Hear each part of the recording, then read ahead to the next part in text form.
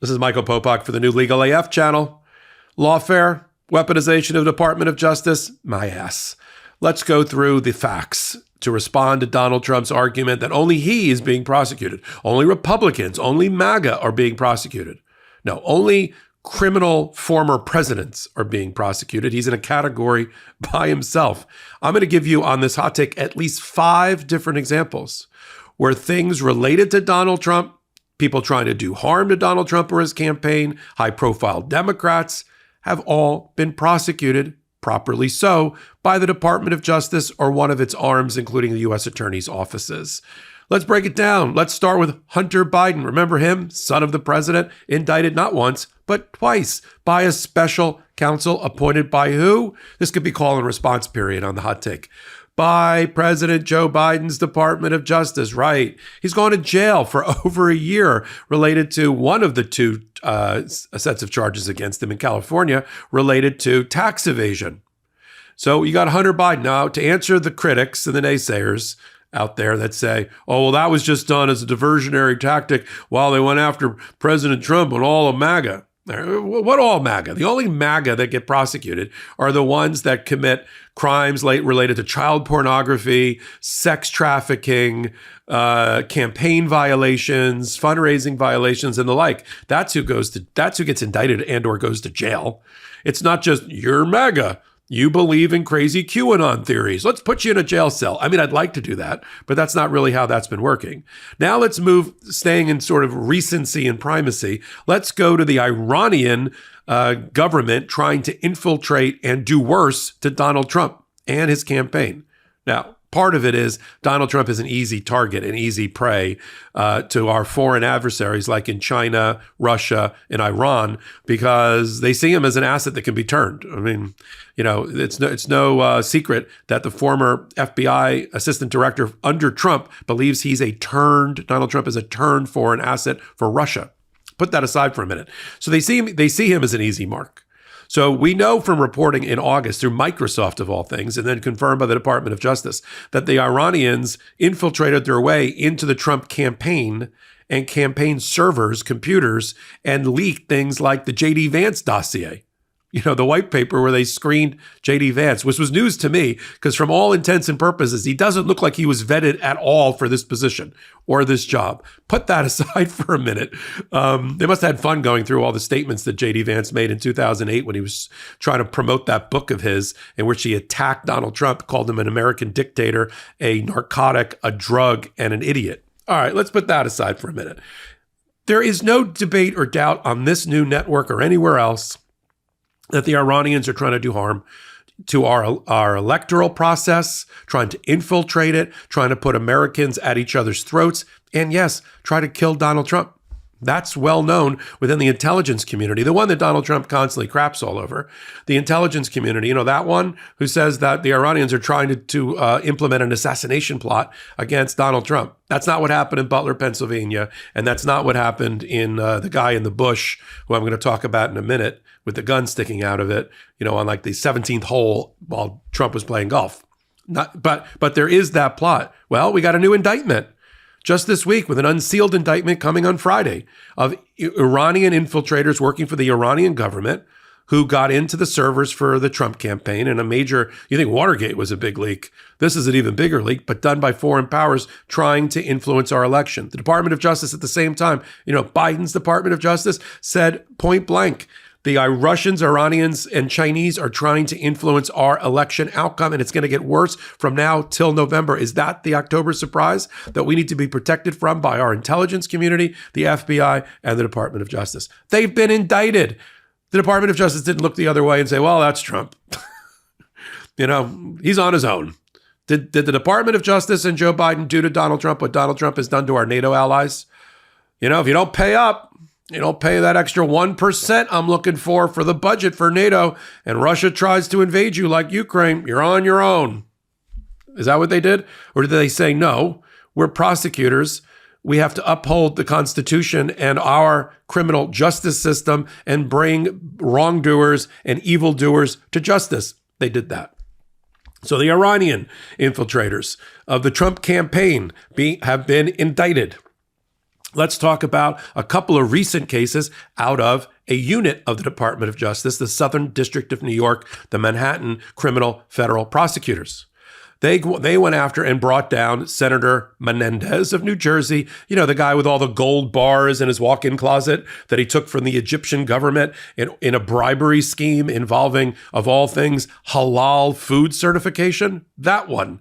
He got indicted, and he's going to step down, and there's going to be a new election for a new federal senator in New Jersey. So you have Senator Menendez, who basically got caught up in two bribe scandals about 10 years apart. This one brought him low. So you got that. Did they sit around the Department of Justice or the Southern District of New York prosecutor's office and say, look at the crimes he's committing. Look at the stack of gold bars we found or didn't find, or the tips we got.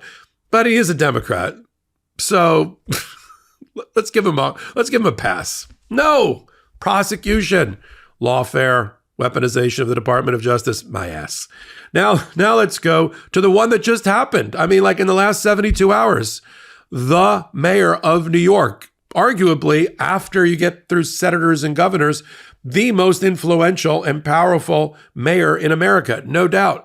Controls an economy that if you put it on the world economy list, it would be in the top 5 or top 4. Okay? That's how big New York is with its 8.5 million people. But Mayor Adams, first mayor in the history of New York while he was still in office to get indicted. And indicted several times for felonies dating back to his activities caught when he was a borough president in Brooklyn. Did the Department of Justice, this is the call and response part of the hot take, did the Department of Justice look the other way, bury their head in the sands when Mayor Swagger took bribes from the Turkish government and other foreign governments into his campaign and first-class tickets on Turkish Airlines and big suites in Turkey and Istanbul, and then forced the fire marshal to approve the Turkish consulate that had safety violations, approve it for opening so that the Turkish president wouldn't be embarrassed on arrival? No, they indicted him. All right, let's move on to the would-be assassin of Donald Trump, Ryan Ruth. Indicted, of course, for multiple felonies, including attempting an assassination on a major presidential candidate. That's a place to start, along with, a gun he shouldn't have had because he's a felon, and a gun he shouldn't have had because he filed off the serial number and all of that. He was indicted. His son. This is the heartwarming hallmark section of the hot take. His son, who while they were executing another search warrant in his home in North Carolina, found child pornography, that the guy participated in a disgusting child pornography ring. Did they look the other way and say, yeah, but his father almost took out Trump. Yeah, let's look the other way. No, indicted, brought to justice, arraigned this week in North Carolina. Sure, there's other things the Department of Justice has done, which I'm sure Trump hasn't liked, like filing the superseding indictment against him to try to address the immunity issues in the D.C. election interference case.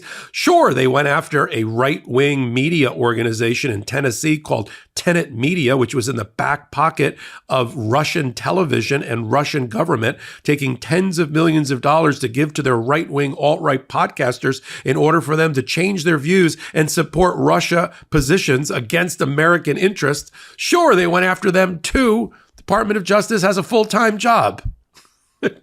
And sometimes, the rain falls equally on Democratic criminals and Republican criminals and independent criminals and those that have no political party or those that are from a foreign country. That's what we're watching. It's not lawfare. It's not weaponization of the Department of Justice. It's a properly run, independent Department of Justice run by an adult. We may not always agree with Merrick Garland, but no one doubts that he's not a sober, judge-like owl of a man making these decisions. And so I think the bottom line here is I'm trying to give you some fodder, some content. Thanksgiving's around the corner. While you debate these issues, hopefully before Thanksgiving, because we got an election on November 5th, about what we're really watching is just a properly functioning Department of Justice. What will happen if Donald Trump gets anywhere near the White House again is a total collapse of the independence of the Department of Justice. He's said it out loud. It's in Project 2025. It's not, I'm not making it up. I don't even have to like interpret. He has said that he will use the Department of Justice for retribution, to go after his political enemies, to jail people who opposed him, to jail people he thinks interfered with the election results in some way, including donors and lawyers. And he doesn't want any daylight he doesn't want an independent Department of Justice, and neither do certain right-wing MAGA Supreme Court justices.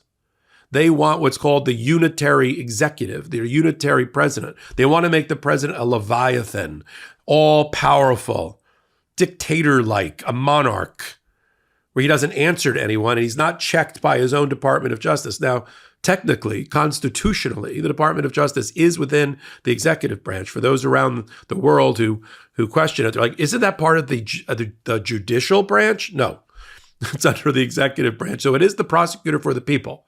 And it is the prosecutor for, ultimately, for the president, if you will. But he's not, ever since the 50s and 60s and Richard Nixon almost went to jail as our last criminal president, we sort of like independent departments of justice. In fact, there's a move by Democrats to try to enshrine in the Constitution with amendments that there be an independent federal prosecutor, a special counsel enshrined in the Constitution. That would be a pretty good check and balance against a future criminal president, right? We're going to continue to follow it all: lawfare, criminalization, all the other malarkey that Trump and Vance are trying to run on as they sacrifice our values and sacrifice our patriotism on the altar of their greed as they try to get to the White House. Do it right here on the really brand new, brand spanking new. It's 10 days old. Legal AF MTN, Midas Touch Network YouTube channel. It's another pro-democracy channel in collaboration with the Midas Touch Network. I'm going to be curious. I sit at the intersection of law and politics, so you don't have to. Free subscribe right now. Help us get to 200,000 before Halloween. That's my new drive. 200,000 before Halloween. And we can do it. We're already halfway there. And we're only 10 days old. It's exciting. Be part of the build. Maybe you missed the Midas Touch build to 3 million. Help us get to 200,000. And find out what 40 million people already know, that Legal AF is the home of law and politics. So until my next hot take on the Midas Touch Network, until my next Legal AF podcast on the Midas Touch Network, and until my next exclusive content right here on Legal AF MTN, where you can free subscribe, this is Michael Popok, and I'm reporting. In collaboration with the Midas Touch Network, we just launched the Legal AF YouTube channel. Help us build this pro-democracy channel where I'll be curating the top stories, the intersection of law and politics. Go to YouTube now and free subscribe at Legal AF MTN. That's at Legal AF MTN.